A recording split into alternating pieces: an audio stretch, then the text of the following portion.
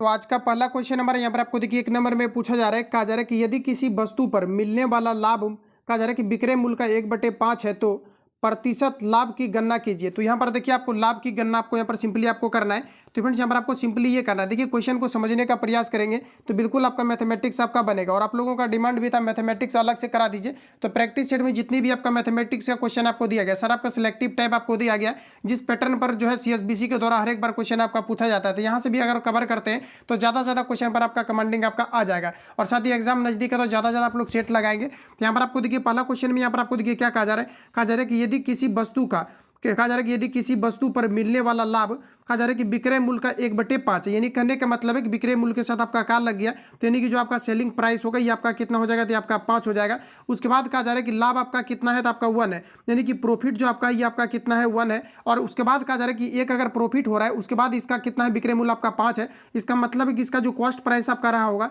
ये आपका 4 रहा होगा, डेफिनेटली आपका रहा होगा, क्योंकि तभी आपका एक का अगर प्रॉफिट होगा तो विक्रय मूल्य आपका कितना बन जाएगा, आपका 5 बन जाएगा। अब देखिए हमारा आपको लाभ प्रतिशत आपको पूछा जा रहा है, और लाभ प्रतिशत यानी कि प्रॉफिट परसेंट जो हमेशा आपका निकाला जाता है, इसमें आपका लाभ को ऊपर रखा जाता है। तो लाभ कितना दिया गया, आपका 1 दिया गया है। लाभ बटे आपका क्या हो जाएगा, क्रय मूल्य, चाहे आप विक्रय मूल्य निकालें चाहे आप जो है क्रय मूल्य निकालें, चाहे आप जो है क्रय मूल्य विक्रय मूल्य को छोड़ करके अगर आप जैसे कि लाभ प्रतिशत निकालते हैं या फिर अगर हानि परसेंट निकालते हैं तो ये हमेशा सीपी पर निकलता है, कॉस्ट प्राइस पर आपका निकाला जाता है। तो नीचे आप सभी लोग 4 रखेंगे और जो परसेंटेज के लिए हम लोग जो है 100 से गुना करेंगे, इसको कैंसिल आउट करेंगे तो आपका 25 टाइम में आपका कैंसिल आउट हो जाएगा। तो यहाँ पर आपका जो राइट आंसर हो जाएगा ऑप्शन यहाँ पर आपका सी करेक्ट हो जाएगा। तो ध्यान रखेंगे आप सभी लोग। अगला क्वेश्चन हमारा नेक्स्ट यहाँ पर आपको देखिए पूछा जा रहा है, कहा जा रहा है यहाँ पर आपको दिया गया कि 72 माइनस आपका दिया गया है 3 ब्रैकेट क्लोज आपका दिया गया है 2 + 24 divide 4 into 3 - 2 into 2 bracket close plus 8 का मान कितना होगा ये आप सभी लोगों को बताना है। इसको बिल्कुल आप लोग खुद से भी सॉल्व कर पाएंगे। यहाँ पर आपको सिंपली पहले ये करना है कि डिवाइड वाला आपको काम कर लेना है, उसके बाद आपको जो है गुना का काम कर लेना है, फिर आपको जोड़ का फिर आपको घटाव का काम करके इसको आप लोग सॉल्व कर पाएंगे। तो पहले आपको ब्रैकेट का पूरा हल कर लेना है, उसके बाद आपको जो है बार वाला को सॉल्व करके इसका जो भी आंसर आएगा तो आप सभी लोग खुद से इसको देख लेंगे। तो यहाँ पर जो इसका एग्जैक्ट आपका आंसर आपका निकल करके आएगा, इसका यहाँ पर आपका आंसर जो है आपका 32 आपका आ जाएगा। तो इसको आप लोग खुद से जो है सॉल्व कर लेना है, इजी क्वेश्चन है इसलिए यहाँ पर इसको स्किप कर दे रहे हैं। अगला क्वेश्चन हमारा नेक्स्ट यहाँ पर आपको देखिए पूछा जा रहा है, कहा जा रहा है कि cos square theta plus cos पर पावर 4 थीटा बराबर 1 है। तो कहा जा रहा है कि sine theta plus sine square theta का मान कितना होगा ये आप लोगों को बताना है। तो ट्रिगोनोमेट्री से जब भी क्वेश्चन आपका पूछा जाता है इस टाइप का क्वेश्चन आपका हर एक बार आपका पूछा जाता है, ध्यान रखेंगे आप सभी लोग। तो यहाँ पर देखिए आपको सिंपली आपको करना यह है कि जैसा कि यहाँ पर आप लोग देख पाएंगे कि आपको दिया गया cos square theta plus cos पर पावर 4 थीटा बराबर आपको 1 दिया गया है। तो सिंपली आपको क्या करना है कि cos स्क्वायर जो थीटा दिया गया इसको इस पार आप लोग लेकर के चले जाएंगे। तो उस पर अगर लेकर के आप चले जाएंगे तो आपका कितना हो जाएगा, तो cos पर पावर आपका 4 थीटा और बराबर ये अगर आपका उस पर अगर आपका चला जाता है तो 1 माइनस आपका cos स्क्वायर थीटा हो जाएगा, और 1 माइनस cos स्क्वायर थीटा बराबर आपका क्या हो जाएगा, तो आपका हो जाएगा साइन स्क्वायर थीटा। तो डायरेक्ट लिख दिए। अब देखिए क्वेश्चन में आपको कहा जा रहा है, अब यहाँ पर आप चाहो तो ऐसा भी कर सकते हैं, दोनों साइड आप अपने से जो है आप वर्गमूल को यहाँ पर लगा सकते हैं, क्योंकि दोनों साइड आप स्क्वायर भी कर सकते हैं आप वर्गमूल भी कर सकते हैं, जो भी करेंगे आप दोनों टर्म में आपको करना पड़ेगा, क्योंकि यहाँ पर आपने बराबर लिखा हुआ है तो जो भी करेंगे आपको इक्वल के फॉर्म में ही आपको करना पड़ेगा। तो देखिए यहाँ पर आपका क्या हो जाएगा, तो cos पर पावर आपका 4 आपको थीटा है, इसका अगर आप वर्गमूल निकालेंगे तो ये आपका कितना निकल करके आएगा, तो cos स्क्वायर आपका थीटा आ जाएगा, और यहाँ पर आपको साइन स्क्वायर थीटा है तो ये आपका कितना निकल करके आ जाएगा, ये आपका यहाँ पर आपका साइन थीटा आ जाएगा। अब देखिए क्वेश्चन में आपको एक चीज़ कहा जा रहा है, क्वेश्चन में क्या कहा जा रहा है, तो यहाँ पर आपको दिया गया कंडीशन कि साइन थीटा प्लस आपका साइन स्क्वायर थीटा का वैल्यू कितना होगा ये आपको मेरे पूछा जा रहा है। तो आप ऐसा करो कि साइन थीटा बराबर आपका कितना आया है, तो cos स्क्वायर आपको थीटा आया है। तो यहाँ पर आप लोग ऐसा कर सकते हैं कि जो आपको साइन आपको दिया गया यहाँ पर आपको क्वेश्चन में आपको यहाँ पर देखिए साइन दिया गया है, तो यहाँ पर देखिए साइन बराबर कितना है, तो cos स्क्वायर थीटा, तो यही वैल्यू यहाँ पर आप साइन की जगह पर रख सकते हैं। तो यहाँ पर आपका कितना हो जाएगा, तो cos स्क्वायर थीटा प्लस आपका क्या हो जाएगा, तो साइन स्क्वायर थीटा, और जैसा कि ऑलरेडी आपको पता है कि cos square theta plus sine square theta का वैल्यू कितना होता है 1। तो यहाँ पर जो आपका एक्जैक्ट आपका आंसर हो जाएगा ये आपका ऑप्शन सी यहाँ पर आपका करेक्ट हो जाएगा 1। अगला क्वेश्चन हमारा नेक्स्ट यहाँ पर आपको देखिए पूछा जा रहा है, कहा जा रहा है कि ए और बी की वर्तमान आयु का अनुपात 8:9 है। तो कहा जा रहा है कि 9 वर्ष के बाद यह अनुपात कहा जा रहा है कि 19 अनुपात आपका 21 हो जाएगा। तो कहा जा रहा है कि सी, उसके बाद देखिए कहा जा रहा है कि सी बी से 3 वर्ष छोटा है, तो सी की वर्तमान आयु कितनी होगी ये आप सभी लोगों को पूछा जा रहा है। तो सिंपली यहाँ पर आप लोग ऐसे इसको सॉल्व करेंगे जैसा कि रेशियो में आपको दिया गया, तो एक्स वाई आप मान सकते हैं। तो यहाँ पर आपको क्या हो जाएगा, तो देखिए आपका 8x आपका हो जाएगा वर्तमान आयु, और यहाँ पर आपका 9x हो जाएगा। यही नहीं, अब देखिए आपको कहा जा रहा है कि दोनों के आयु में क्या है कि तो 9 वर्ष का आपको ऐड किया जा रहा है। यानी करने का मतलब है कि 9x में आपका 9 ऐड हो जाएगा बटे, चूंकि रेशियो के फॉर्म में दिया गया तो बटे आप लिख सकते हैं। तो यहाँ पर आपका क्या हो जाएगा, तो 9x प्लस आपका 9 हो जाएगा। तो दोनों में क्या है, कितना ऐड करने के बाद आपका कितना हो जा रहा है, तो आपका 19 बटे आपका 21 हो जा रहा है। ये क्वेश्चन में ही आपको कहा जा रहा है। तो 19 बटे आपका 21 हो जाएगा। एक्स का सिंपली आपको क्या करना है, आपको वैल्यू इसका निकाल लेना है। तो एक्स का जो भी आपका वैल्यू आएगा, हालांकि अगर आप लोग इसको सॉल्व करेंगे तो एक्स का जो इसका वैल्यू निकल करके आपका आएगा, एक्स बराबर आपका 6 आपका निकल करके आ जाएगा। तो सिंपली आप लोग इसको सॉल्व कर लेना। तो एक्स बराबर जैसे कि अगर देखा जाए तो यहाँ पर आपको 6 आपका निकल करके आ चुका है।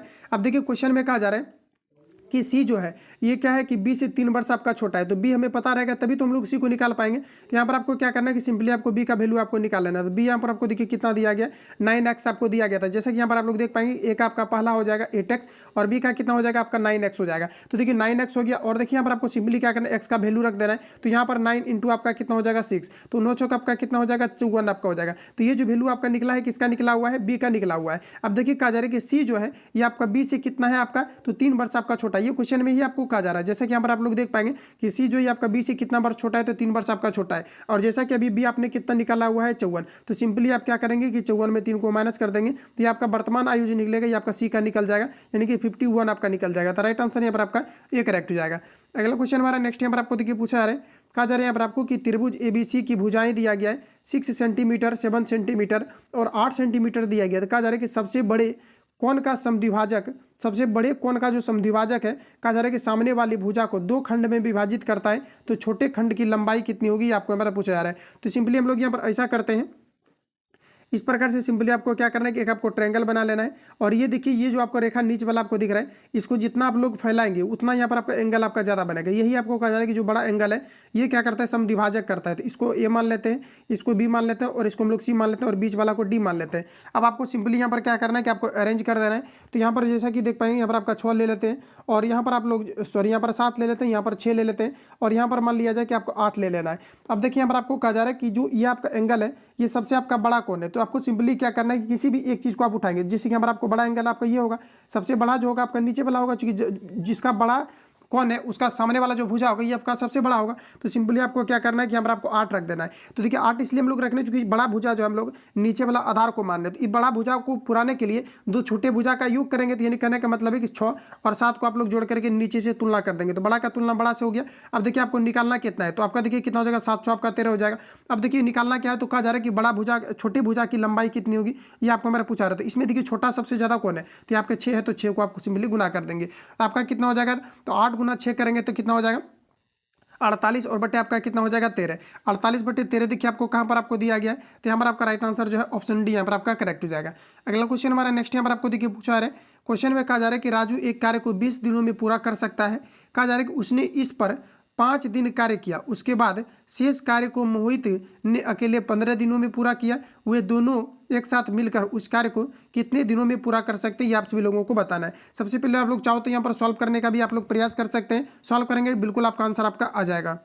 तो यहाँ पर आपको सिंपली आपको करना यह है, जैसा कि यहाँ पर आप लोग देख पाएंगे कि राजू एक काम को 20 दिनों में कर पा रहा है। तो जैसा कि देख पाएंगे कि जो राजू जो काम है ये 20 दिनों में कर पा रहा है। उसके बाद क्वेश्चन में कहा जा रहा है कि उसने इस काम को 5 दिन किया हुआ है। तो 5 दिन का उसका काम क्या हो जाएगा, तो 5 बटे आपका कितना हो जाएगा आपका 20 हो जाएगा। क्योंकि आपका दिन का उल्टा आपका क्षमता हो जाता है, तो इसको कैंसिल आउट करेंगे तो आपका कितना हो जाएगा 1 बाय आपका यहाँ पर आपका 4 हो जाएगा। उसके बाद देखिए कहा जा रहा है कि शेष काम, तो जब भी कभी शेष काम हम लोग निकालते हैं कि कितना आपका बच रहा है, तो इसमें क्या करेंगे 1 में हम लोग जो 1 बटे 4 को माइनस करेंगे तो आपका कितना हो जाएगा, ये आपका 3 बटे 4 हो जाएगा। तो यही जो आपका 3 बटे 4 काम है ये किसके द्वारा किया जाएगा, तो मोहित के द्वारा किया जाएगा। और कहा जा रहा है कि ये 15 दिनों में पूरा कर लेता है। ठीक है, तो यहाँ पर आप क्या कहा जा रहा है कि 15 दिनों में पूरा कर लेता है। तो सिंपली क्या करना है कि ये जो आपका निकला हुआ है ये आपका क्या निकला हुआ है, क्षमता निकला हुआ है। तो क्षमता का उल्टा आपका क्या हो जाएगा, समय। तो यहाँ पर आपका कितना हो जाएगा, तो 4/3 और ये मोहित के द्वारा 15 दिनों में किया जाता है। तो 3 5 आपका कितना हो जाएगा 15 और 5 चौका आपका कितना हो जाएगा 20। तो यानी कहने का मतलब है कि टोटल आपका कितना आ गया, आपका 20 आ गया। तो यहाँ पर आपका 20 आ गया। तो यही काम क्या है कि ये 2 व्यक्ति के द्वारा मिल करके किया जाएगा। इसका क्षमता जो हो जाएगा 1 बटे आपका 20 हो जाएगा। 2 व्यक्ति मिल करके करेगा, चाहो तो आप 1/20 2 बार कर सकते हैं या 2 से मल्टीपल करेंगे तो 10 हो जाएगा। 1 बटे आपका 10 हो जाएगा। तो ये जो निकला आपका क्षमता निकला हुआ है, और क्षमता का जो उल्टा होता है ये आपका समय होता है। तो राइट आंसर ये जो यहाँ पर आपका निकल करके आएगा ये आपका यहाँ पर हो जाएगा 20 दिन। राइट आंसर सॉरी 10 दिन। राइट आंसर यहाँ पर आपका डी करेक्ट हो जाएगा। अगला क्वेश्चन हमारा नेक्स्ट देखिए पूछा रहे, कहा जा रहा है कि 150 मीटर लंबी एक रेलगाड़ी 90 किलोमीटर प्रति घंटा की चाल से चल रही है। यह रेलगाड़ी 300 कहा जा रहा है कि मीटर लंबे प्लेटफॉर्म को कितने समय में पार कर जाएगा, ये आप सभी लोगों को बताना है। सभी ऑप्शन आपके सामने दिए गए, बताना है आप सभी लोगों को यहाँ पर आपका राइट आंसर आपका क्या आ रहा है। तो सबसे पहले अगर देखा जाए कोई भी ट्रेन अगर किसी भी प्लेटफॉर्म को अगर पार करती है तो प्लेटफॉर्म की लंबाई प्लस आपका ट्रेन की लंबाई दोनों आपका ऐड हो जाता है। तो हम लोग यहाँ पर डायरेक्ट सॉल्व करते हैं तो आपका समय बराबर आपका क्या हो जाएगा, दूरी बटे चाल। तो देखिए ट्रेन की लंबाई कितना दिया गया 150 मीटर और प्लेटफॉर्म टोटल कितना है आपका, तो 300। तो ये दोनों आपका ऐड हो जाएगा, तो 300 और 150 कितना हो जाएगा आपका 450 आपका हो जाएगा। उसके बाद देखिए क्वेश्चन में कहा जा रहा है कि इसको 90 किलोमीटर प्रति घंटा की चाल से कहा जा रहा है कि कोई रेलगाड़ी चल रही है। तो 90 किलोमीटर प्रति घंटा दिया गया है, इसको सबसे पहले आप लोग मीटर प्रति सेकंड में कन्वर्ट कर लेंगे। तो 18 से करेंगे तो 18 25 आपका कितना हो जाएगा 90 और 5 गुना 5 करेंगे तो आपका हो जाएगा 25, यानी कि 20 आपका 5 हो जाएगा। इसको आप लोगों को सिंपली कैंसिल आउट कर लेना है। तो कैंसिल आउट कीजिए, इसको 5 से 5 बार में कट जाएगा। 5 से करेंगे तो 90 आपका हो जाएगा, 5 से फिर करेंगे तो 18 25 90, यानी कि इसका जो आंसर आपका निकल कर आएगा ये आपका 18 सेकंड आ जाएगा। बताएंगे आप लोग राइट आंसर यहाँ पर आपका क्या हो जाएगा। तो 18 सेकंड देखिए ऑप्शन ए में यहाँ पर आपको दिया गया है, तो करेक्ट आंसर यहाँ पर आपका ए राइट हो जाएगा। अगला क्वेश्चन देखिए नेक्स्ट हमारा पूछा है, कहा जा रहा है कि 3 संख्याओं का अनुपात आपको दिया गया 3:4:5 है और कहा जा रहा है कि उसका लघुत्तम समावर्तक यानी कि एलसीएम आपको दिया गया 1800। तो कहा जा रहा है कि दूसरी संख्या क्या होगी, आप सभी लोगों को बताना है। तो सभी ऑप्शन आपके सामने दिए गए, बताएंगे आप लोग राइट आंसर यहाँ पर आपका क्या होगा। तो यहाँ पर देखिए आपका पहली बार ऐसा क्वेश्चन आपको मिला है जिसमें कि आपको 3 संख्याओं का यहाँ पर आपको अनुपात दिया गया और कहा जा रहा है कि उसका लघुत्तम समावर्तक कहा जा रहा है कि 1800 रुपया है। तो दूसरी संख्या क्या होगी आपको हमारा पूछा रहा है। हमेशा आपने पढ़ा होगा कि जब भी क्वेश्चन आपका आता था तो 2 संख्या से ही आता था, 2 संख्या का गुणनफल दिया रहता था या तो उसके बाद आपको एलसीएम या एचसीएफ दिया रहता था, तो तीसरा हम लोग जो है यहाँ पर निकाल लेते थे। लेकिन यहाँ पर आपको ऐसा नहीं है। तो यहाँ पर देखिए हम लोग करते क्या है, यहाँ पर आपको एलसीएम कितना दिया गया 1800। तो सिंपली आपको क्या करना है कि 1800 आपको एलसीएम आपको ऊपर लिख देना है। अब देखिए इसका एलसीएम अगर आप लोग निकालेंगे तो कितना आपका आ सकता है, इसको आपको सबसे पहले समझना चाहिए। तो इसका एलसीएम अगर आप लोग निकालेंगे 5 4 और जो है 3 का एलसीएम निकालेंगे तो आपका कितना आ जाएगा, तो 24 देखिए 25 आपका। और ऐसे आप लोग करते हैं तो देखिए अब डायरेक्टली आप लोग जो है इसका एलसीएम सबसे पहले निकाल लीजिए। तो 5 चौक 20 और 20 3 का आपका कितना हो जाएगा 60 आपका हो जाएगा। ठीक है, तो इसका जो एलसीएम आपका निकल करके आएगा ये आपका कितना आ जाएगा आपका, तो आपका यहाँ पर 60 आ जाएगा। तो 60 को हम लोग जो है इससे तुलना कर देते हैं। तो इससे तुलना कर दिए, उसके बाद देखिए यहाँ पर आपको सिंपली यहाँ पर आपको ये करना है कि जैसे कि हम देखिए एलसीएम का तुलना एलसीएम से कर दिए, क्योंकि ऑलरेडी यहाँ पर आपको जो एलसीएम दिया है 1800 दिया है और एलसीएम अगर तीनों संख्या का निकाल लेंगे तो आपका 60 हो जाएगा। तो एलसीएम का तुलना एलसीएम से कर दिए। कहा जा रहा है कि उसका लघुत्तम समावर्तक यहाँ पर आपको कहा जा रहा है कि दूसरी संख्या क्या होगी आपको पूछा रहा है। दूसरा संख्या पर आपको कितना दिया है 4, तो 4 से गुना इसको कर दीजिए, इसका राइट आंसर आपका आ जाएगा। तो 4 से इसको कटाएंगे आप लोग, तो 4 से कटाएंगे तो आपका कितना बार में कट जाएगा, तो 15 चौक 60 आपका 15 आ जाएगा। उसके बाद 15 से इसको कैंसिल आउट आप लोग कर लीजिए, राइट आंसर इसका निकल करके आपका आ जाएगा। तो बिल्कुल आप लोग जो है इतना आप लोग कर सकते हैं। तो इसको कैंसिल आउट कर लेना, जो भी इसका राइट आंसर आएगा आप लोग देख लेना है।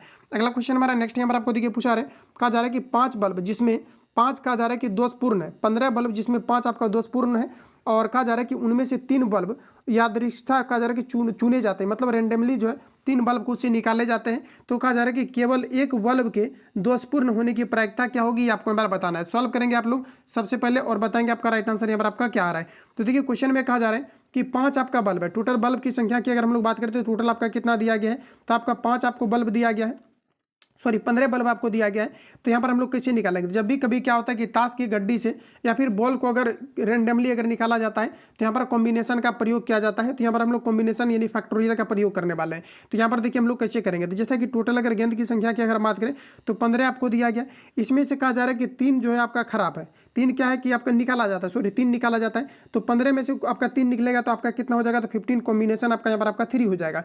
अब देखिए यहाँ पर आपको सिंपली इसको क्या करना है, आपको सॉल्व कर लेना है। तो बिल्कुल आप लोग इसको कर सकते हैं। देखिए आपको कैसे हो जाएगा, तो 15 को आपको 3 बार आपको गुना करना है, मतलब 15 गुना आपका 14 और गुना यहाँ पर आपका कितना हो जाएगा 3। उसके बाद देखिए आपका 1 इंटू जैसे कि हमारा आपको 3 दिया गया तो 3 इंटू 2 इंटू यहाँ पर आपको क्या करना है 1 कर लेना है। तो इसको आप लोग कैलकुलेट करेंगे, इसका जो भी आपका आंसर आता है। तो सबसे पहले ये जो कॉम्बिनेशन आपका निकला, ये आपका 3 अगर बॉल अगर निकाला जाए तो इसका आपका कॉम्बिनेशन आपका निकला कि 3 बॉल जो है निकाले जाने की कितनी आपका प्रोबेबिलिटी आपका हो सकता है। तो इसको आप लोग कैलकुलेट कर लेना है। तो इसका कैलकुलेट करने के बाद जो भी आपका आंसर आएगा, जैसे कि मान लीजिए कि इसका कुछ भी आंसर आता है, अगर इसको कैलकुलेट अच्छे तरीके से करेंगे तो ये आपका 455 आपका निकल करके आपका आ जाएगा।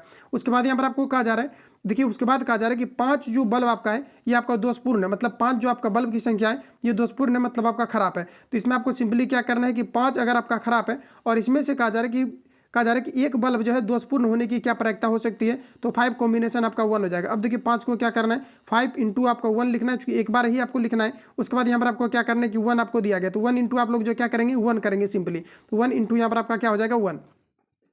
उसके बाद यहाँ पर आपको देखिए कहा जा रहा है 5 बल्ब आपको यहाँ पर आपको निकाल लिए गए। उसके बाद कहा जा रहा है कि एक ही बल्ब खराब होने की क्या प्रायिकता हो सकती है। उसके बाद ये भी कहा जा रहा है कि एक ही बल्ब खराब होने की प्रायिकता क्या हो सकती है। तो देखिए मतलब कहने का है कि 5 बल्ब तो आपका पहले आपका निकल चुका है, अब आपका बचा कितना है, तो आपका 10 बचा वो। इसमें कहा जा रहा है कि एक बल्ब आपका खराब हो गया तो 2 तो इसके में आपका सही हो जाएगा। तो फिर सही होने की क्या प्रायिकता हो सकती है, तो 4 10 कॉम्बिनेशन आपका 2 हो जाएगा। तो 10 को आप लोग लिखेंगे 10 गुना 9 और फिर 1 को लिखेंगे 1 इंटू 2, तो इसका भी आपका वैल्यू आपका निकल करके आ जाएगा। तो दोनों का जो वैल्यू आपका निकल करके आएगा, लास्ट में आप सभी लोगों को क्या करना है कि जैसे कि यहाँ पर आप लोग देख पाएंगे कि टोटल जो आपका पहला का जो आपका निकला था ये आपका 455 आया था। जो भी आपका आएगा सेकंड का आपका वैल्यू इसमें आपको सिंपली नीचे रख करके आपको डिवाइड कर लेना है, राइट आंसर आपका निकल करके आ जाएगा। तो इतना हिंस कर दिए हैं आप लोगों से सॉल्व हो जाएगा। अगला क्वेश्चन देखिए नेक्स्ट पूछा जा रहा है। नेक्स्ट हमारा देखिए क्वेश्चन आपको कहा जा रहा है कि यदि नंबर आपको दिया गया इतना, देखिए उसमें क्या है कि आपको लास्ट तक आपको देखिए सॉल्व मैंने कर दिया, उसमें आप लोग कैलकुलेट करेंगे इसका आंसर आपका निकल करके आ जाएगा। ठीक है, तो आप लोग उतना सॉल्व कर लेना है। कुछ छात्र कमेंट करते हैं कि मैथ वीक है, अगर उतना भी आपको वीक रहेगा तो फिर आपको फाउंडेशन आपको पढ़ना पड़ जाएगा।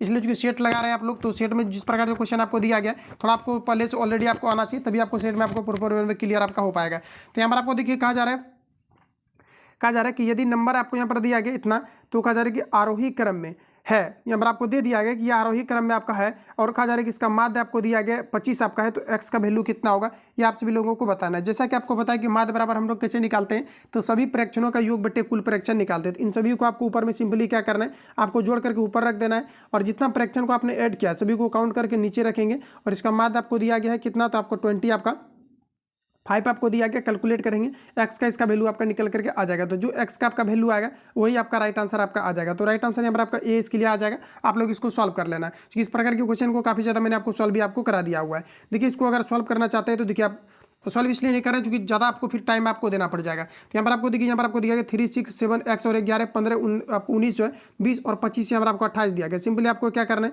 इन सभी को आपको ऐड कर लेना है। ऐड इसको जो करेंगे आप लोग, इसको सिंपली क्या करना है, आपको ऐड कर लेना है। तो जैसे कि आपको माध्य आपको दे दिया गया, तो माध्य आपको 25 दिया गया। इन सभी को अगर आप लोग अच्छे तरीके से अगर ऐड करेंगे तो जो भी आपका है, आप सभी लोगों को सिंपली क्या करना है, सबसे पहले आपको ऐड कर लेना है। जैसे इसको आप लोग ऐड करेंगे तो यहाँ पर जो भी आपका वैल्यू आएगा तो यहाँ पर आप लोग रख देना है, और ये जो टोटल आपको टर्म्स की आपको संख्या दिया गई आपको यहाँ पर आपको 10 दिया गया, ऊपर आप सभी लोगों को जोड़ लेना, क्रॉस में गुना कर लेंगे, आ जाएगा इसका आंसर।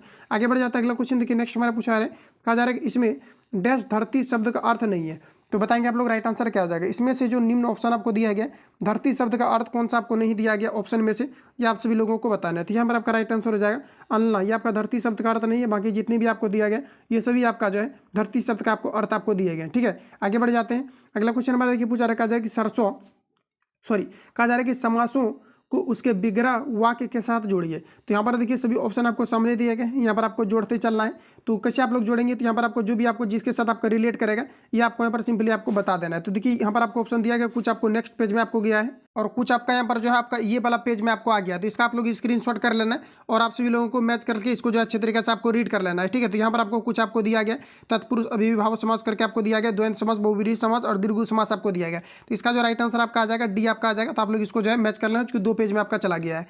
अगला क्वेश्चन हमारा नेक्स्ट यहाँ पर आपको देखिए पूछा है, कहा जा रहा है कि गांधी जी अपना काम आप करते थे, इस वाक्य में सर्वनाम बताना है। तो सर्वनाम हम लोग क्या कहते हैं कि संज्ञा के जब स्थान पर कोई अगर वर्ड का प्रयोग होता है तो इसे हम लोग सर्वनाम के नाम से जानते हैं। तो यहाँ पर आप लोग बताएंगे राइट आंसर क्या हो जाएगा। तो देखिए यहाँ पर आपका आप जो है ये संज्ञा के स्थान पर आया है, तो यही आपका जो है सर्वनाम को बता रहा है। राइट आंसर यहाँ पर आपका बी करेक्ट हो जाएगा। आगे बढ़ जाते हैं। अगला क्वेश्चन हमारा पूछा है, कहा जा रहा है कि फूला ना समाना मुहावरे का अर्थ क्या है, ये आप सभी लोगों को बताना है। मुहावरा आप लोगों को देख लेना है और बताना है आप सभी लोगों को राइट आंसर क्या हो जाएगा। तो बहुत प्रसन्न होना, ये आपका फूला ना समाने का आपका मुहावरे का अर्थ हो जाएगा। तो राइट आंसर यहाँ पर आपका डी करेक्ट हो जाएगा। अगला क्वेश्चन देखिए नेक्स्ट हमारा पूछा है, कहा जा रहा है कि जीजी जीजा से संबंधित है, तो कहा जा रहा है कि विदुषी आपका किससे संबंधित होगा, ये आपको यहाँ पर बताना है। तो साथियों ध्यान रखेंगे ये आपका राइट आंसर हो जाएगा। विद्वान को हम लोग विदुषी के नाम से जानते हैं, तो राइट आंसर यहाँ पर आपका सी करेक्ट हो जाएगा। अगला क्वेश्चन कहा जा रहा है कि मानस का हंस के लेखक का नाम क्या है। तो मानस का हंस जो है बताना है आप सभी लोगों को, ये किनके द्वारा लिखा गया है, ये आप सभी लोगों को पूछा जा रहा है। तो ये जो लिखा गया है अमृत लाल नागर के द्वारा लिखा गया। राइट आंसर आपका बी करेक्ट हो जाएगा। अगला क्वेश्चन हमारा कहा जा रहा है कि शिक्षा शीर्षक निबंध के निबंधकार कौन है, ये आप सभी लोगों को पूछा जा रहा है। सभी ऑप्शन आपके सामने दिए गए हैं। इसके लिए जो यहाँ पर आपका राइट आंसर आपका हो जाएगा, ये आपका जो है जे आपका कृष्ण मूर्ति हो जाएगा। तो राइट आंसर आपका डी करेक्ट हो जाएगा, याद रखेंगे। अगला क्वेश्चन हमारा नेक्स्ट यहाँ पर आपको देखिए पूछा है, कहा जा रहा है कि गाँव का घर कविता के रचयिता है। सभी ऑप्शन आपके सामने दिए गए, अटेम्प्ट लेंगे आप लोग और बताएंगे राइट आंसर आपका क्या हो जाएगा। तो कहा जा रहा है कि गांव का घर कविता की रचयिता कौन है, तो आपका यहाँ पर हो जाएगा ज्ञानेंद्र पति। राइट आंसर यहाँ पर आपका सी करेक्ट हो जाएगा। अगला क्वेश्चन देखिए पूछा है, कहा जा रहा है कि जिसे मापा ना जा सकता हो इसे आप लोग क्या कहेंगे, बताएंगे राइट आंसर आपका क्या होगा। सभी क्वेश्चन में आपको अटेम्प्ट लेना है। तो देखिए इसे हम लोग बोलेंगे अपरिमेय। क्या बोलेंगे, अपरिमेय बोलेंगे, जिसे मापा ना जा सकता हो। राइट आंसर यहाँ पर आपका डी करेक्ट हो जाएगा। अगला क्वेश्चन हमारा नेक्स्ट यहाँ पर आपको देखिए पूछा जा रहा है, कहा जा रहा है कि परंपरागत उक्ति को कहते हैं। तो देखिए दोस्तों ध्यान रखेंगे, परंपरागत उक्ति को हम लोग क्या कहते हैं, तो इसे हम लोग कहते हैं सुक्ति। राइट आंसर यहाँ पर आपका बी करेक्ट हो जाएगा। अगला क्वेश्चन है, कहा जा रहा है कि find out the adverb in the sentence given below and choose the correct options. तो यहाँ पर आपको कहा जा रहा है कि द कमिटी मीट यस्टरडे। तो यहाँ पर आपको बताना है कि इस सेंटेंस में आपका जो है एडवर्ब आपका कौन सा है। अटेम्प्ट लेंगे आप लोग। राइट आंसर यहाँ पर आपका डी करेक्ट हो जाएगा, यस्टरडे, जो कि आपका एडवर्ब का आपका उदाहरण है। अगला क्वेश्चन है कि fill in the blanks with the suitable verb. बताएंगे आप लोग राइट आंसर क्या हो जाएगा। तो कहा जा रहा है a full moon dash every, कहा जा रहा है कि थर्ड सैटरडे। तो बताएंगे आप लोग राइट आंसर आपका क्या हो जाएगा। तो यहाँ पर आपका हो जाएगा ऑक्योर्स। राइट आंसर यहाँ पर आपका सी आपका करेक्ट हो जाएगा, प्रीपोजिशन के रूप में। हालांकि आपका प्रीपोजिशन नहीं कहलाएगा, ये आपको एक वर्ड आपको दिया गया, यहाँ पर आपको सिंपली आपको ऐड करना है। अगला क्वेश्चन हमारा नेक्स्ट यहाँ पर आपको देखिए पूछा रहा है, कहा जा रहा है कि आइडेंटिफाई द, यहाँ पर आपको दिया गया कि predicate in the sentence and choose the correct options given below. देखिए कहा जा रहा है कि ही वेंट फॉर, कहा जा रहा है कि यहाँ पर आपको दिया गया क्लीनिंग, कहा जा रहा है कि क्लीनिंग आफ्टर, कहा जा रहा है कि रिटर्न फ्रॉम स्कूल। तो बताना है आप सभी लोगों को राइट आंसर आपका क्या हो जाएगा। तो हो जाएगा went for cleaning after returning from school. Right answer यहाँ पर आपका ऑप्शन डी वाला यहाँ पर आपका करेक्ट हो जाएगा। आगे बढ़ जाते हैं।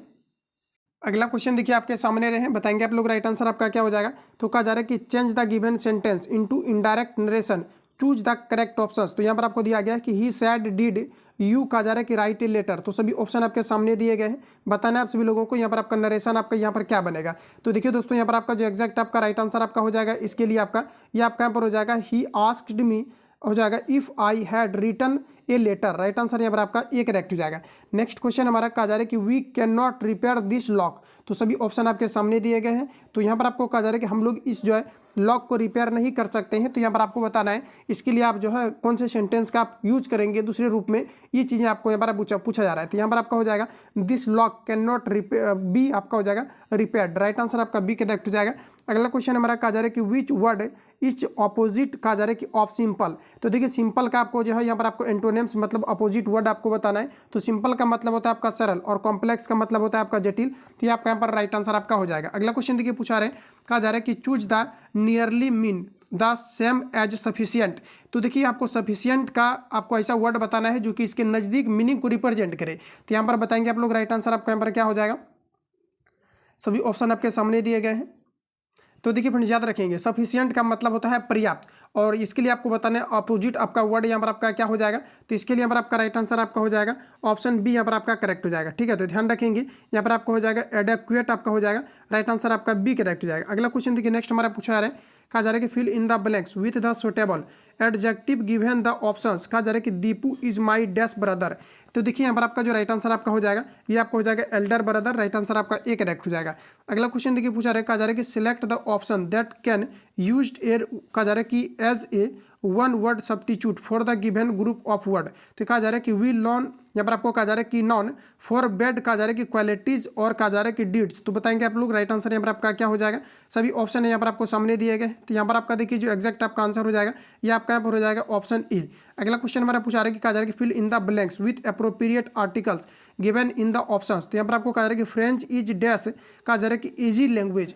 तो बताएंगे आप लोग राइट आंसर क्या हो जाएगा। ए का यूज होगा या फिर ए एन का या फिर द का या फिर किसी प्रकार का पार्टिकल का यूज ही नहीं करोगे। तो यहाँ पर आपका एग्जैक्ट आंसर हो जाएगा ए एन का प्रयोग होगा, क्योंकि यहाँ पर जैसा कि देख पाएंगे इजी में आपको जो है यहाँ पर आपको वोवेल आपको दिया गया ई, इसलिए यहाँ पर आपका एन का प्रयोग होगा। राइट आंसर आपका बी करेक्ट हो जाएगा। अगला क्वेश्चन देखिए नेक्स्ट हमारा पूछा रहा है, कहा जा रहा है कि एक वस्तु और आभासी लेंस के मध्य की दूरी लेंस की फोकस दूरी का की कहा जा रहा है कि m गुना है, तो लेंस द्वारा उत्पन्न रैखिक आवर्धन क्या होगा ये आपको हमारा पूछा रहा है। जैसा कि आपने जनरली पढ़ा होगा कि f बराबर जो आपका होता है 1 प्लस आपका 1/f भी होता है, और आपका f बराबर ही आपका 1/1 प्लस आपका d भी आपका होता है। तो इसी प्रकार से यहाँ पर आपका रैखिक के लिए आपका फॉर्मूला होता है। राइट आंसर यहाँ पर आपका डी करेक्ट हो जाएगा। अगला क्वेश्चन हमारा नेक्स्ट यहाँ पर आपको देखिए पूछा जा रहा है, कहा जा रहा है कि निम्न में से किसे स्वयं संयोजित बल कहा जाता है। सभी ऑप्शन आपके सामने दिए गए हैं। इंपोर्टेंट क्वेश्चन रहेगा एग्जाम पॉइंट ऑफ व्यू से आपका, और डेफिनेटली इस प्रकार के क्वेश्चन अब आपसे बनने चाहिए। तो यहाँ पर आपको हो जाएगा स्थैतिक बल, ये आपका स्वयं लगते हैं। राइट आंसर यहाँ पर आपका एक करेक्ट हो जाएगा। नेक्स्ट क्वेश्चन है, कहा जा रहा है एक समान वृत्तीय गति करने वाले किसी कण के लिए निम्न में से अशुद्ध कथन का यहाँ पर आपको चयन करना है। सभी ऑप्शन आपके सामने दिए गए, बताएंगे आप लोग कौन सा यहाँ पर आपका कथन आपका गलत दिया गया। जैसे कि ऑप्शन ई में देख पाएंगे, कहा जा रहा है कि कण के वेग का परिमाण नियत रहता है, बिल्कुल आपको करेक्ट कहा जा रहा है, और ये वृत्तीय गति में आपका होता है। इसके अलावा ये देखिए ऑप्शन बी में कहा जा रहा है कि कण का वेग त्रिज्या सदिश के लंबवत लगता है, बिल्कुल करेक्ट कहा जा रहा है। ऑप्शन सी में दिया गया है कि कण की गति के साथ साथ त्वरण की दिशा परिवर्तित होता है, डेफिनेटली आपका होता है वृत्तीय गति में।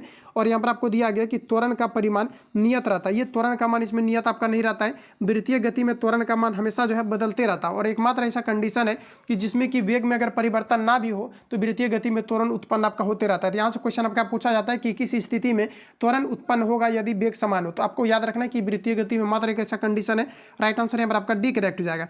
अगला क्वेश्चन देखिए, नेक्स्ट हमारा पूछा रहे, कहा जा रहा है कि प्रतिक्रिया पीबीओ और यहाँ पर आपको दिया गया +C, उसके बाद यहाँ पर आपको कहा जा रहा है कि एरो पीबी +C हो। तो बताना है आप सभी लोगों को यहाँ पर आपका क्या हो रहा है। तो आपको देखने से पता चल जाएगा कि जो आपका कार्बन है ये आप कारक के रूप में काम कर रहा है। राइट आंसर यहाँ पर आपका सी करेक्ट हो जाएगा। अगला क्वेश्चन हमारा नेक्स्ट यहाँ पर आपको देखिए पूछा रहा है, कहा जा रहा है कि अंडे को सिरके विलय में 12 से 24 घंटे तक रखने पर क्या होगा, ये आप सभी लोगों को पूछा रहे। देखिए अंडा का जो बाह्य आवरण आपका बना होता है ये CaCO3 यानी कैल्शियम कार्बोनेट का बना होता है, और इसे जब सिरके में डाला जाए तो बाह्य जो आवरण होता है ये आपके झड़ के खत्म हो जाते हैं। तो यहाँ पर आपका अंडे का आवरण घुल जाएगा। राइट आंसर यहाँ पर आपका सी करेक्ट हो जाएगा। अगला क्वेश्चन हमारा नेक्स्ट देखिए पूछा जा रहा है।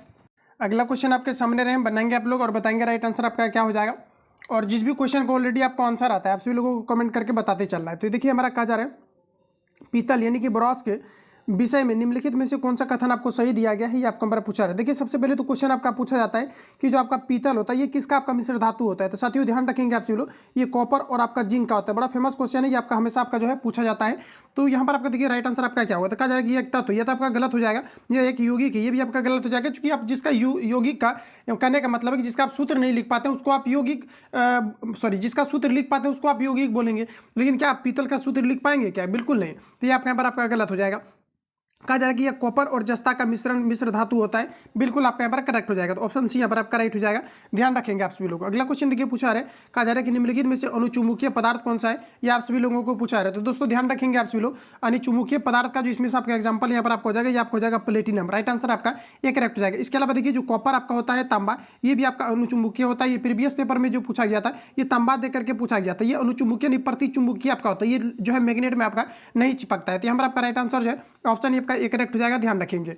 अगला क्वेश्चन हमारा नेक्स्ट नंबर आपको देखिए पूछा रहे, कहा जा रहा है कि धारा रेखीय प्रभाव के साथ द्रव्यों के लिए समान रूप से अधिक होता है। सभी ऑप्शन आपके सामने दिए गए, सभी क्वेश्चन को आपको बनाना है और कितना आपका एक्यूरेसी आपका मेंटेन, और यही आपके एग्जाम में भी आपका प्रदर्शन आपको देखने को मिलेगा। तो देखिए कहा जा रहा है कि धारा रेखीय प्रभाव किसके साथ द्रव्यों के समान रूप में अधिक होता है, ये आप सभी लोगों को पूछा जा रहा है। तो यहाँ पर आपका जो एक्जैक्ट आपका आंसर हो जाएगा ये आपको हो जाएगा निम्न घनत्व एवं उच्च श्यानता। राइट आंसर आपका डी करेक्ट हो जाएगा। अगला क्वेश्चन देखिए नेक्स्ट हमारा पूछा रहा है, कहा जा रहा है कि पराश्रव्य तरंगों का उपयोग होता है।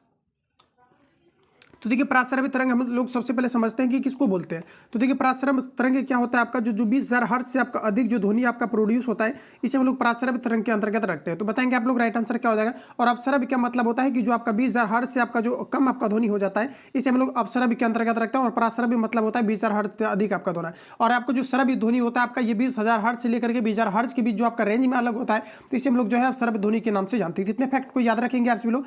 अब आप सभी लोगों को बताना है राइट आंसर यहाँ पर आपका क्या हो जाएगा। तो देखिए कहा जा रहा है कि पराश्रव्य तरंगों का उपयोग होता है किसमें होता है। तो ऑप्शन ए में दिया गया कि गहरे जल में डूबी वस्तुओं का खोज तथा उसकी गहराई का ज्ञात करने हेतु बिल्कुल आपका होता है, और ये सोनार के द्वारा किए जाते हैं। अगला में आपको दिया गया कि यकृत, लीवर, अग्नाशय, वृक्क, हृदय जैसे मानव अंगों के रोगों व असमानताओं के निदान हेतु किया जाता है। बिल्कुल आपको करेक्ट कहा जा रहा है। ऑप्शन सी में कहा जा रहा है कि तेल व खनिज निक्षेपणों के भूमिगत कहा जा रहा है कि चिंतनांतों हेतु किया जाता है। बिल्कुल आपको करेक्ट कहा जा रहा है। ऑप्शन डी में दिया गया उपरोक्त सभी प्रयोजनों हेतु किया जाता है। यहाँ पर आपको ऑल ऑफ आपका दिस हो जाएगा, यानी कि राइट आंसर यहाँ पर आपका डी वाला करेक्ट हो जाएगा। अगला क्वेश्चन हमारा नेक्स्ट यहाँ पर आपको देखिए पूछा जा रहा है, कहा जा रहा है कि शैवाल मानव जाति के लिए उपयोगी है क्योंकि। सभी ऑप्शन आपके सामने दिएंगे, आपको रीजन देना है कि क्यों मानव शैवाल जो है ये आपका जो है मतलब शैवाल जो है मानव जाति के लिए उपयोगी है। ये आप सभी लोगों को यहाँ पर आपको रीजन देना है। इस प्रकार का क्वेश्चन कहीं भी पेपर अगर मिलता है तो आप सभी लोगों को सभी ऑप्शन अच्छे तरीके से पहले आपको पढ़ना है। तो देखिए ऑप्शन ए में कहा जा रहा है ऑक्सीजन के निर्माण में सहायक होते हैं। बिल्कुल आपको करेक्ट कहा जा रहा है, क्योंकि जो शैवाल होते हैं ये प्रकाश संश्लेषण की प्रक्रिया में भाग ले लेते हैं। इसी कारण से यहाँ पर आपका राइट आंसर ऑप्शन यहाँ पर आपका एक करेक्ट हो जाएगा। और प्रकाश संश्लेषण में भाग लेते हैं तो ये ऑक्सीजन भी छोड़ते होंगे, तो यहाँ पर आपका राइट आंसर एक करेक्ट हो जाएगा। इस प्रकार से आप सभी लोगों को ध्यान रखना है। अगला क्वेश्चन हमारा नेक्स्ट यहाँ पर आपको देखिए पूछा है, कहा जा रहा है कि अम्ल का जलीय विलयन सुचालक होता है। बताएंगे आप लोग राइट आंसर क्या हो जाएगा। तो अम्ल का जो जलीय विलयन होता है जिसमें कि आपका H+ आपका सांद्रता ये आपका प्रदर्शित करता है, बताना आप सभी लोगों को ये किसका सुचालक होता है, ये आप सभी लोगों को पूछा जा रहा है। तो फ्रेंड्स याद रखेंगे ये आपका यहाँ पर हो जाएगा विद्युत का सुचालक होता है। राइट आंसर यहाँ पर आपका ये करेक्ट हो जाएगा। अगला क्वेश्चन हमारा नेक्स्ट देखिए पूछा रहा है, कहा जा रहा है कि मरकरी का महत्वपूर्ण अयस्क है। सभी ऑप्शन आपके सामने दिए गए हैं, बताएंगे आप लोग राइट आंसर आपका क्या हो जाएगा। तो देखिए फ्रेंड्स याद रखेंगे मरकरी जो आपका होता है इसको ये जो होता है आपका सिनेवार अयस्क होता है मरकरी का, राइट आंसर आपका एक करेक्ट हो जाएगा। अगर आपको पूछा जाता है कि जो आपका Hg होता है मरकरी इसका एटॉमिक नंबर कितना होता है तो आपका 80 होता है। इसके अलावा क्वेश्चन आपका पूछा जाता है कि पारा कितने डिग्री सेल्सियस ताप पर जमने लगता है, तो माइनस आपका 39 डिग्री सेल्सियस ताप पर पारा जो है ये जमना प्रारंभ करता है। पारा का प्रयोग थर्मामीटर में किया जाता है, साथ ही आपका बॉडी का जो टेम्परेचर रीड किया जाता है ये पारा ही इंडिकेट करता है कि कितना बॉडी का टेम्परेचर है। इसके अलावा याद रखेंगे कि पारा से ही आपका भखरा सिंदूर बनता है जिसको हम लोग जो है HgS के नाम से जानते हैं। इतने फैक्ट को याद रखेंगे। पूछा जाता है अमलगम क्या है, तो वैसा मिश्र धातु जिसमें कि एक धातु आपका पारा हो, इसे हम लोग जो है मतलब सिनेबार यानी कि आपका Hg आपका हो तो इसे हम लोग अमलगम के नाम से जानते हैं। तो पूछा जाता है कि कौन सा ऐसा अधातु है जो कि द्रव अवस्था में पाया जाता है, तो आपके मरकरी यानी कि आपका पारा पाए जाते हैं। क्विक सिल्वर के नाम से किसे जाना जाता है, तो ये भी आपके पारा को जाने जाते हैं। इतने फैक्ट को याद रखेंगे, राइट आंसर यहाँ पर आपका ए वाला करेक्ट हो जाएगा। अगला क्वेश्चन हमारा नेक्स्ट यहाँ पर आपको देखिए पूछा रहे, कहा जा रहा है कि प्रगलन में किया जाता है। सभी ऑप्शन आपके सामने दिए गए हैं, अटेम्प्ट लेंगे और डेफिनेटली आपको क्वेश्चन आपका बनना चाहिए और जितना ज़्यादा से ज़्यादा हो सके नए नए क्वेश्चन को देखिए जो आपका पैटर्न है जहाँ से क्वेश्चन पूछेगा ना। अब लास्ट में जो भी क्वेश्चन आपको देखेंगे आप वो अगर एग्जाम में आपका आता है तो बिल्कुल आपका बन जाएगा। तो यहाँ पर ध्यान रखेंगे, यहाँ पर आपका राइट आंसर हो जाएगा वात्या भट्टी। प्रगलन में किसका प्रयोग किया जाता है, तो वात्या भट्टी राइट आंसर आपका। प्रगलन में क्या किया जाता है, तो वात्या भट्टी का प्रयोग किया जाता है। राइट आंसर आपका यहाँ पर राइट आंसर यहाँ पर आपका एक करेक्ट हो जाएगा। अगला क्वेश्चन हमारा कहा जा रहा है कि जल की अस्थायी कठोरता इसकी उपस्थिति के कारण से होता है। सभी ऑप्शन आपके सामने दिए गए। इंपोर्टेंट क्वेश्चन है आपका, बिहार पुलिस कांस्टेबल के अंतर्गत ही आपका पूछा हुआ क्वेश्चन है। सभी ऑप्शन आपके सामने दिए गए, बताना आप सभी लोगों को राइट आंसर आपका यहाँ पर क्या होगा। तो देखिए दोस्तों ध्यान रखेंगे आप सभी लोग, जो आपका कहा जा रहा है क्वेश्चन में आपको कि अस्थायी कठोरता किसके कारण से होता है, तो जल की अस्थायी कठोरता जो होता है ये मैग्नीशियम क्लोराइड के कारण से होता है, साथ ही आपका कैल्शियम क्लोराइड के कारण से भी आपका होता है। तो यहाँ पर ऑप्शन के अकॉर्डिंग आप लोग बताएंगे आपका राइट आंसर आपका यहाँ पर क्या होगा। तो यहाँ पर आपका राइट आंसर हो जाएगा ऑप्शन डी। देखिए चूंकि मैग्नीशियम क्लोराइड आपको कहीं पर भी ऑप्शन में आपको नहीं दिए गए इसलिए मैग्नीशियम क्लोराइड वाला आपको नहीं लगाना है, क्योंकि ऑप्शन में आपको दिया ही नहीं गया। तो यहाँ पर आपका राइट आंसर ऑप्शन यहाँ पर आपका डी करेक्ट हो जाएगा। कैल्शियम क्लोराइड और कैल्शियम आपका सल्फेट हो जाएगा, ऑप्शन डी यहाँ पर आपका करेक्ट हो जाएगा। नेक्स्ट क्वेश्चन हमारा कहा जा रहा है कि जिप्सम व प्लास्टर ऑफ पेरिस में जल का अंतर कितना होता है, ये आपको हमारा बताना है। तो जिप्सम और प्लास्टर ऑफ पेरिस में जल का अंतर कितना होता है ये आपको हमारा पूछा रहा है। सबसे पहली बात कि आपको जिप्सम का आपको रासायनिक फॉर्मूला आपको पता होना चाहिए। तो Ca आपका CO3 आपका होता है और 2H2O आपका होता है, ठीक है, तो ये आपका हो गया। उसके बाद देखिए प्लास्टर ऑफ पेरिस का जो फॉर्मूला होता है CaCO3 और ये आपका यहाँ पर हो जाएगा हाफ H2O आपका हो जाएगा। इसमें देखिए क्वेश्चन में आपको कहा जा रहा है कि इन दोनों के बीच जो जल का जो अंतर है CaSO4 होता है प्लास्टर ऑफ पेरिस में, तो ध्यान रखेंगे। और यहाँ पर भी आपका 4 आपका हो जाएगा, ठीक है। तो यहाँ पर आप सभी लोगों को बताना है कि इसके जो जल के बीच के अणुओं का जो अंतर है ये आपका कितना आएगा। तो 2 में आप 1/2 को माइनस करके और डिवाइड करेंगे तो 1 पूर्णांक आपका 1/2 आपका 2 आ जाएगा, जो कि ऑप्शन यहाँ पर आपको डी में दिया गया है। तो राइट आंसर यहाँ पर आपका जो है डी आपका करेक्ट हो जाएगा। आगे बढ़ जाते हैं। अगला क्वेश्चन हमारा नेक्स्ट यहाँ पर आपको देखिए पूछा रहे, कहा जा रहा है कि निम्न में से कौन से समूह के तत्व के परमाणु सरलता से इलेक्ट्रॉन पृथक करते हैं, ये आपको मेरा पूछा रहा है। जैसे कि आपको पता है कि वैसा तत्व जिसका कि बाह्यतम कक्षा में बाह्यतम कोष में इलेक्ट्रॉन की संख्या 1, 2 या 3 रहता है, ये किसी को भी जो है इलेक्ट्रॉन डोनेट करता है, इसलिए धनायन के रूप में जो है आयन को प्रदर्शित करता है। तो यहाँ पर अगर देखा जाए ऑप्शन अगर हम लोग ए को लेते हैं तो देखिए हाइड्रोजन, हीलियम आपको लिथियम नहीं, लिथियम का जो आपका एटॉमिक नंबर होता है ये आपका 3 होता है। इसका कॉन्फिगरेशन लिखेंगे तो 2 और आपका 1 हो जाएगा। तो बाह्यतम कक्षा में 1 इलेक्ट्रॉन है, मतलब ये किसी को भी डोनेट करेगा। उसके बाद देखिए सोडियम आपको दिया गया, सोडियम का एटॉमिक नंबर आपका 11 होता है, तो ये आपका 2, 8 और आपका यहाँ पर 1 हो जाएगा। तो ये क्या करेगा कि 1 इलेक्ट्रॉन किसी को डोनेट करेगा, तो ये भी आपका धनायन बनाएगा। उसके बाद देखिए यहाँ पर आपको दिया गया कि पोटेशियम का परमाणु संख्या जो होता है ये आपका 19 होता है। इसका कॉन्फिगरेशन लिखेंगे तो 2, 8 का 8, 2, 10 आपका हो जाएगा, फिर 8 लगाएंगे, फिर आप 1 लगाएंगे। तो बाह्यतम कक्षा में कितने इलेक्ट्रॉन्स आपके हो गए, तो 1 हो गए। तो ये भी क्या करेगा आपका कि किसी को भी ये डोनेट करेगा, यानी कि आपका धनायन आपका बनाएगा। तो वही यहाँ पर आपको पूछा जा रहा है, कहा जा रहा है कि कौन जो है इलेक्ट्रॉन को डोनेट कर सकता है, पृथक कर सकता है। तो ऑप्शन ए वाला सभी जो है तत्व यहाँ पर आपका कर सकता है। तो राइट आंसर यहाँ पर आपका ए करेक्ट हो जाएगा। अगला क्वेश्चन हमारा कहा जा रहा है कि मोमबत्ती का हवा में जलना ये क्या है।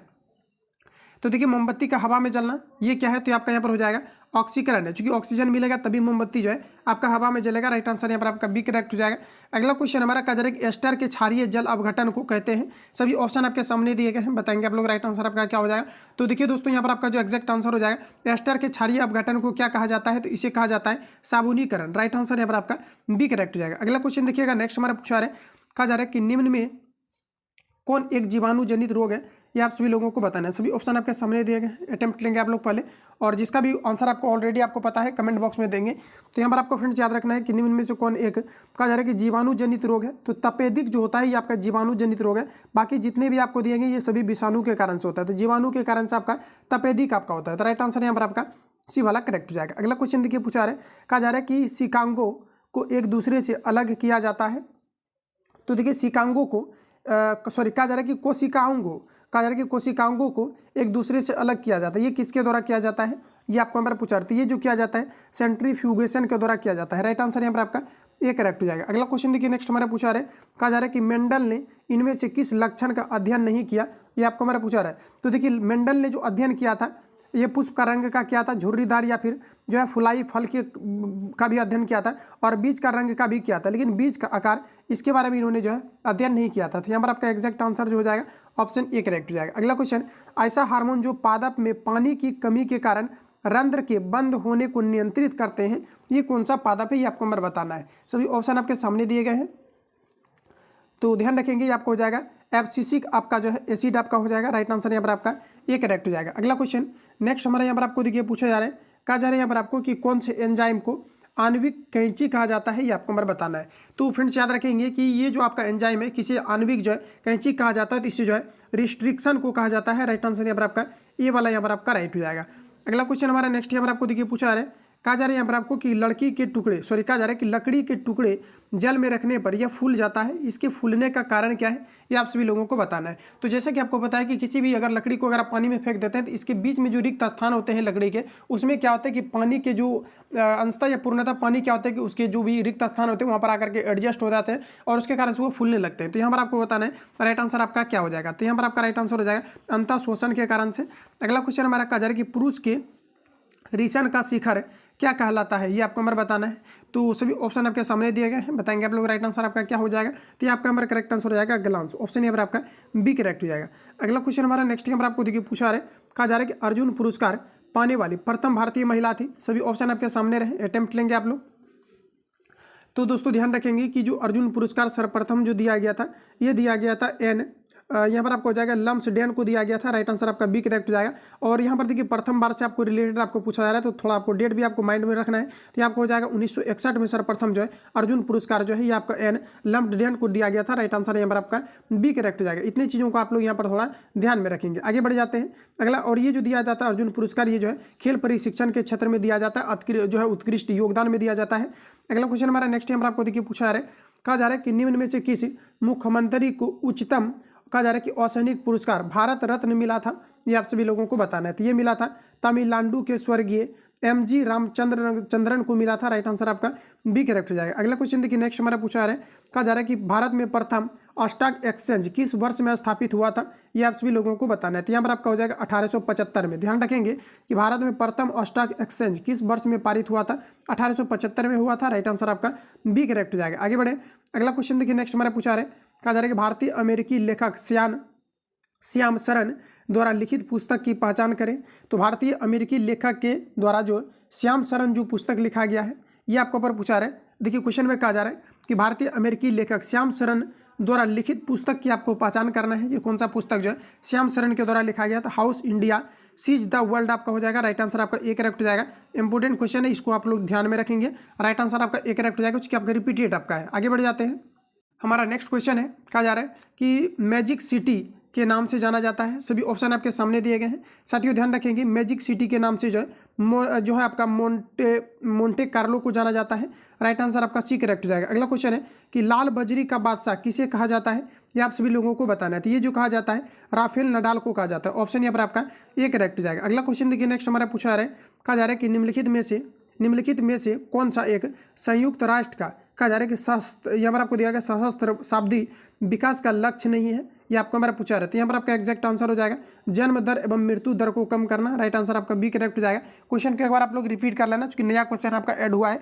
तो देखिए कहा जा रहा है कि निम्नलिखित में से कौन सा एक संयुक्त राष्ट्र का कहा जा रहा है कि सहस्त्राब्दी विकास का लक्ष्य नहीं है। तो आपको हो जाएगा जन्म दर एवं मृत्यु दर को रोकना। राइट आंसर यहाँ पर आपका जो है आपका बी करेक्ट हो जाएगा। अगला क्वेश्चन देखिए नेक्स्ट हमारा पूछा जा रहा है, कहा जा रहा है कि कौन सा सुमेलित नहीं है, ये आप सभी लोगों को बताना है।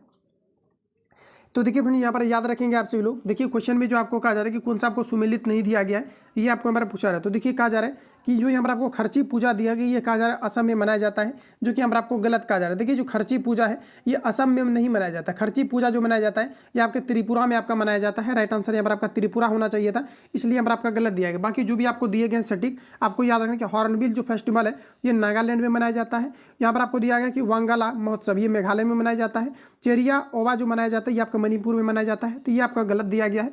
राइट आंसर आपका डी करेक्ट हो जाएगा। अगला क्वेश्चन देखिएगा, पूछा है कहा जा रहा है कि भारतीय राष्ट्रीय सेना आज़ाद हिंद फौज ने द्वितीय विश्व युद्ध में किसके विरुद्ध युद्ध किया था, ये आप सभी लोगों को बताना है। तो ये जो आपका किया गया था ये किया गया था ग्रेट ब्रिटेन के, जो है आपका ग्रेट ब्रिटेन के विरुद्ध में युद्ध लड़ा गया था। राइट आंसर यहाँ पर आपका डी करेक्ट हो जाएगा। ध्यान रखेंगे आप सभी लोग। और आपको एक चीज़ याद रखना कि आज़ाद हिंद फौज के बारे में पूछा जाता है कि आज़ाद हिंद फौज का स्थापना कब हुआ था, ये आप सभी लोगों को कमेंट बॉक्स में बताना है। चूंकि मैंने खान सर के सेट में इसको कवर आपको करा दिया था, तो आप सभी लोगों को लिख करके बताना है कि आज़ाद हिंद फौज का जो गठन हुआ था ये आपका कब हुआ था। अगला क्वेश्चन देखिए, नेक्स्ट हमारा पूछा रहे कहा जा रहा है कि गांधी इरविन समझौता कब हुआ था, ये आप सभी लोगों को बताना है। रिपीटेड क्वेश्चन है, इसको भी स्किप करना चाहिए, लेकिन आप लोग बताएंगे।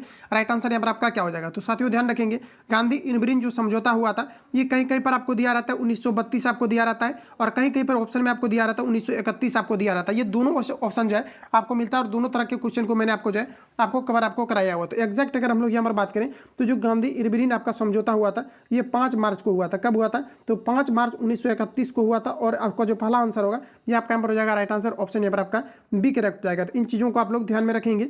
अगला क्वेश्चन हमारा नेक्स्ट यहाँ पर आपको देखिए पूछा है, कहा जा रहा है कि स्वराज मेरा जन्मसिद्ध अधिकार है और मैं इसे लेकर रहूंगा, यह किसने कहा था, ये आप सभी लोगों को बताना है। बताएंगे दोस्तों। यहाँ पर आपका राइट आंसर आपका क्या हो जाएगा, स्वराज मेरा जन्मसिद्ध अधिकार है और मैं इसे लेकर रहूंगा। रिपीटेड क्वेश्चन है आपका, ये कहा गया था बाल गंगाधर तिलक के द्वारा। राइट आंसर यहाँ पर आपका डी करेक्ट हो जाएगा। ध्यान रखेंगे। अगला क्वेश्चन हमारा कहा जा रहा है कि चरक किसके राज चिकित्सक थे, ये आपको मेरा पूछा रहा है। चरक किसके राज चिकित्सक थे, ये आपको मेरा पूछा जा रहा है। तो यहाँ पर आपका राइट आंसर हो जाएगा कनिष्क। ऑप्शन यहाँ पर आपका डी राइट हो जाएगा। अगला क्वेश्चन हमारा नेक्स्ट देखिए पूछा है, कहा जा रहा है कि भारतीय राष्ट्रीय कांग्रेस की पहली बैठक किस शहर में हुई थी, ये आप लोगों को बताना है। तो ध्यान रखेंगे, भारतीय राष्ट्रीय कांग्रेस की जो पहली बैठक हुई थी ये बंबई में हुई थी। राइट आंसर यहाँ पर आपका बी करेक्ट हो जाएगा। इनकेस अगर आपको ये पूछा जाता कि ये कब हुआ था तो ये आपका 1885 में हुआ था। राइट आंसर आपका बी करेक्ट हो जाएगा। और भारतीय राष्ट्रीय कांग्रेस का जो गठन हुआ है ये आपका 1885 में हुआ है, जबकि भारतीय जनता पार्टी की अगर हम बात करें तो ये आपका 1980 में हुआ था। इतने चीज़ों को ध्यान रखेंगे। राइट आंसर यहाँ पर आपका बी करेक्ट हो जाएगा। आगे बढ़ जाते हैं। अगला क्वेश्चन हमारा नेक्स्ट यहाँ पर आपको देखिए पूछा है, कहा जा रहा है कि फ्रांस की क्रांति के समय 1789 वहाँ का राजा कौन था। तो फ्रांस का जो क्रांति हुआ था 1789 में हुआ था, उसमें वहाँ का राजा कौन था, ये आपको यहाँ पर पूछा जा रहा है। बताएंगे आप लोग। राइट आंसर आपका यहाँ पर क्या होगा।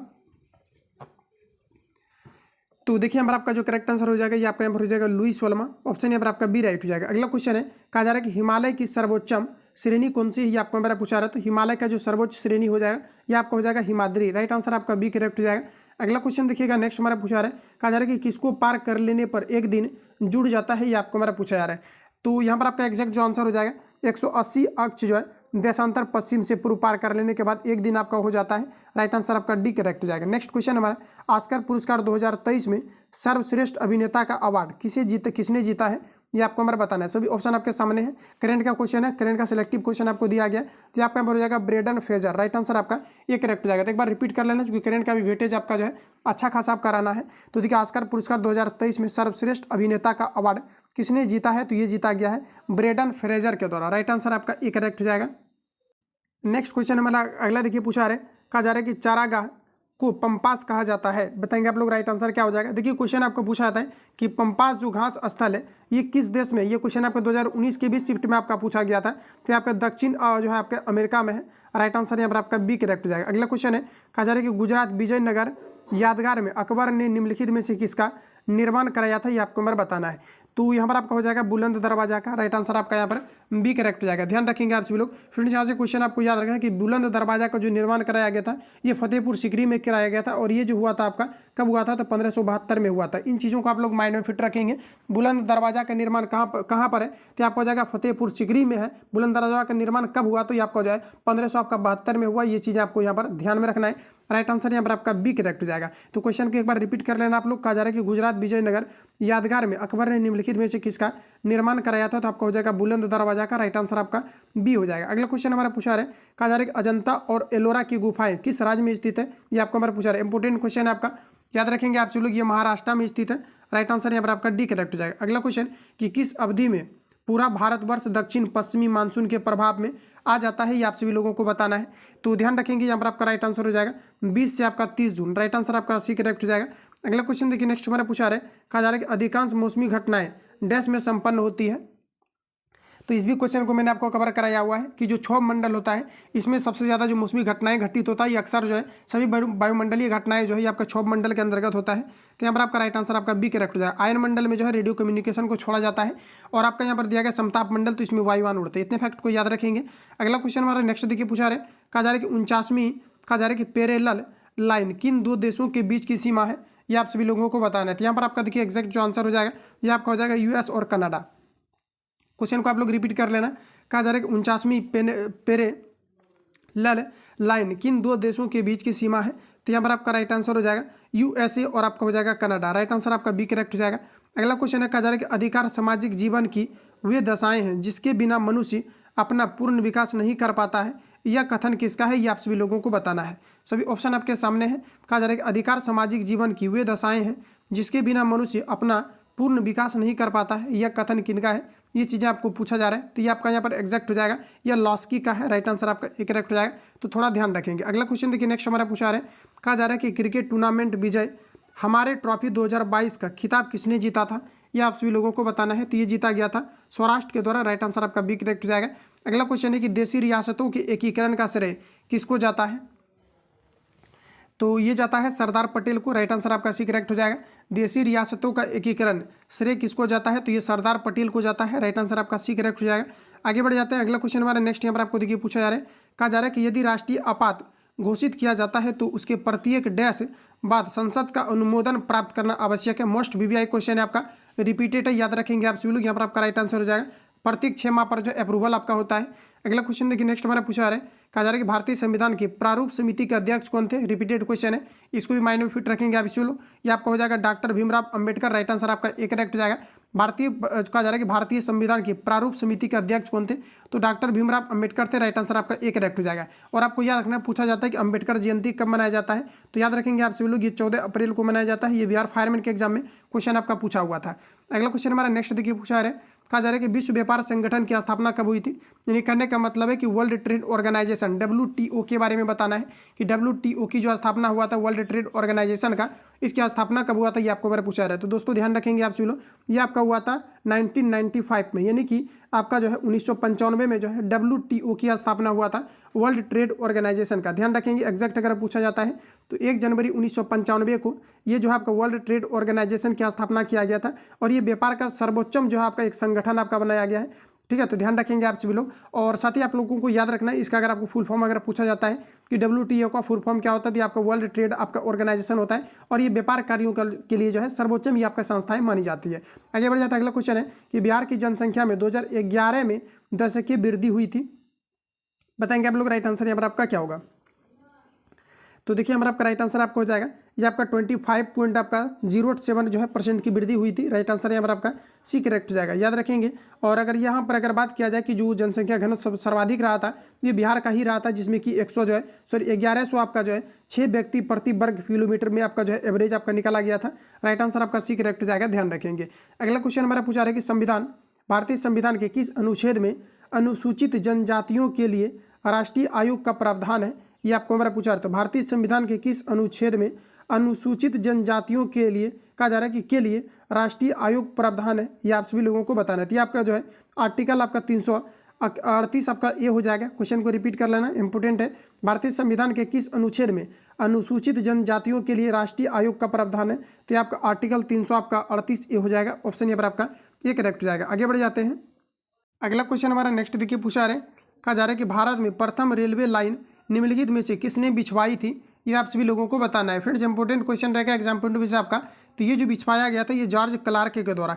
राइट आंसर यहाँ पर आपका जो है सी आपका राइट हो जाएगा। अगला क्वेश्चन है, कहा जा रहा है कि सऊदी अरब को कहा जा रहा है कि पछाड़ कर यूरोप का सबसे बड़ा कहा जा रहा है कि रिफाइंड तेल आपूर्ति करता देश कौन सा बना है, ये आप सभी लोगों को बना है। तो ये बना है भारत। राइट आंसर यहाँ पर आपका बी करेक्ट हो जाएगा। अगला क्वेश्चन देखिए नेक्स्ट हमारा पूछा जा रहा है, नेक्स्ट में आपको बताना है, कहा जा रहा है कि फसल बीमा योजना के लिए किस राज्य को राष्ट्रीय पुरस्कार 2023 से सम्मानित किया गया है, तो ये कर्नाटक को किया गया है। राइट आंसर आपका डी करेक्ट हो जाएगा। अगला क्वेश्चन है कि बिहार सरकार द्वारा शून्य कार्बन उत्सर्जन का लक्ष्य कब तक रखा गया है? तो ये 2040 तक रखा गया है। राइट आंसर यहाँ पर आपका हो जाएगा डी। अगला क्वेश्चन हमारा नेक्स्ट यहाँ पर आपको देखिए पूछा जा रहा है, कहा जा रहा है कि काला पेगोड़ा के नाम से प्रसिद्ध इमारत है। तो काला पेगोड़ा के नाम से बताना है आप सभी लोगों को कि प्रसिद्ध जो इमारत है ये आपका कहाँ पर है। तो जैसा कि आप लोगों को पता है कि काला पेगोड़ा जो है ये सूर्य के कोणार्क मंदिर को कहा जाता है, जो कि ओडिशा राज्य में स्थित है। तो यहाँ पर आपका राइट आंसर जो है ऑप्शन यहाँ पर आपका सी करेक्ट हो जाएगा। अगला क्वेश्चन हमारा नेक्स्ट यहाँ पर आपको देखिए पूछा जा रहा है, कहा जा रहा है यहाँ पर आपको कि घाटे की वित्त व्यवस्था का अर्थ क्या है, ये आप सभी लोगों को बताना है। तो साथियों ध्यान रखेंगे आप सभी लोग कि यहाँ पर आपका जो राइट आंसर आपका हो जाएगा, कहा जा रहा है कि घाटे की वित्त व्यवस्था का अर्थ क्या है, ये आप सभी लोगों को बताना है। तो यहाँ पर आपका राइट आंसर हो जाएगा बजट घाटे की तरह। राइट आंसर यहाँ पर आपका ये करेक्ट हो जाएगा। आगे बढ़ जाते हैं। अगला क्वेश्चन हमारा नेक्स्ट यहाँ पर आपको देखिए पूछा जा रहा है, अगला में आपको बताना है, कहा जा रहा है कि माडू की रानी रूपमती का संबंध किससे था, ये आपको हमारा पूछा रहा है। तो यहाँ पर आपको कहा रहा है कि माडू की रानी रूपमती का संबंध किससे था, ये आपको हमारा पूछा रहा है। तो यहाँ पर आपका एग्जैक्ट आंसर हो जाएगा बाज बहादुर। ऑप्शन यहाँ पर आपका बी राइट हो जाएगा। अगला क्वेश्चन है, जैसे जैसे अर्थव्यवस्था विकसित होती है राष्ट्रीय आय में तृतीय क्षेत्र का अंश है, बताएंगे आप लोग। राइट आंसर क्या हो जाएगा, जैसे जैसे अर्थव्यवस्था विकसित होती है तो राष्ट्रीय आय में तृतीय क्षेत्र का अंश डैश होगा, क्या होगा, ये आपको हमारा पूछा जा रहा है। तो देखिए तृतीय सेक्टर को जो है और बढ़ावा मिलेगा। राइट आंसर यहाँ पर आपका ये करेक्ट हो जाएगा। अगला क्वेश्चन हमारा देखिए पूछा जा रहा है, कहा जा रहा है कि निम्न में कौन सा बिहार का राजकीय प्रतीक नहीं है, ये आपको यहाँ पर बताना है। तो देखिए दोस्तों ध्यान रखेंगे आप सभी लोग, राजकीय नदी गंगा, ये आपके यहाँ पर आपका कहा जा रहा है कि कौन सा राजकीय, कहा जा रहा है कि निम्न में से बिहार का कौन राजकीय प्रतीक नहीं है, ये आप सभी लोगों को बताना है। तो आपका जो है राजकीय नदी गंगा, ये आपका यहाँ पर गलत कहा जा रहा है। राइट आंसर यहाँ पर आपका जो है डी आपका करेक्ट हो जाएगा। बाकी जो भी आपको करेक्ट आपको दिया गया ये आप सभी लोगों को अच्छे तरीके से याद रखना है। आगे बढ़ जाते हैं। अगला क्वेश्चन हमारा नेक्स्ट यहाँ पर आपको देखिए पूछा जा रहा है, अगला में आप सभी लोगों को बताना है, कहा जा रहा है यहाँ पर आपको कहा जा रहा है, यहाँ पर आपको दिया गया है सिक्फंस्कंस किस प्राचीन सभ्यता से संबंधित, ये आपको हमारा पूछा जा रहा है। सभी ऑप्शन आपके सामने दिए गए हैं, बताएंगे आप लोग राइट आंसर क्या हो जाएगा। तो देखिए फ्रेंड्स यहाँ पर आपका जो एग्जैक्ट आपका आंसर हो जाएगा ऑप्शन यहाँ पर आपका एक करेक्ट हो जाएगा, मिस्र की सभ्यता से। अगला क्वेश्चन है कि कलिंग युद्ध में कौन सा सर्वाधिक प्रभावित हुआ था, ये आपको हमारा पूछा रहा था। कलिंग युद्ध में जो हुआ था ये अशोक हुआ था। राइट आंसर आपका बी करेक्ट हो जाएगा। अगला क्वेश्चन देखिए नेक्स्ट हमारा पूछा रहा है, कहा जा रहा है कि अंग्रेजों के विरुद्ध युद्ध करते हुए कौन मारा गया, ये आप लोगों को बताना है। तो अंग्रेजों के विरुद्ध जो है युद्ध करते हुए टीपू सुल्तान मारे गए थे। राइट आंसर यहाँ पर आपका एक करेक्ट हो जाएगा, ध्यान रखेंगे। अगला क्वेश्चन है कि भारत की सबसे पुरानी पर्वत श्रृंखला जो है आपका श्रृंखला कौन सी है, इंपोर्टेंट क्वेश्चन है, याद रखेंगे। ये आपको हो जाएगा अरावली। राइट आंसर आपका डी करेक्ट हो जाएगा। अगला क्वेश्चन देखिए नेक्स्ट हमारा पूछा जा रहा है, कहा जा रहा है कि भूकंप सर्वाधिक किस क्षेत्र में आते हैं। तो ये आपका यहाँ पर हो जाएगा प्रशांत आपका परिमेखला आपका हो जाएगा। राइट आंसर यहाँ पर आपका सी करेक्ट हो जाएगा। भूकंप सर्वाधिक किस क्षेत्र में आते हैं, तो आपको हो जाएगा प्रशांत परिमेखला। राइट आंसर आपका सी करेक्ट हो जाएगा। तो 100 क्वेश्चन मैंने इस सेट को आपको कंप्लीटली आपको रिवील आपको करा दिया हुआ है। अब आप सभी लोगों को बताना कितना एक्यूरेसी आपका मेंटेन हुआ है इस सेट में आपका। मिलते हैं नेक्स्ट वीडियो में। जो लोग चैनल पर नए हैं चैनल को सब्सक्राइब करके बेल आइकन को प्रेस कर लेना, क्योंकि जब भी वीडियो अपलोड होगा तो आप नोटिफिकेशन पहुंचते रहेगा। तब तक के लिए जय हिंद, बेस्ट ऑफ लक।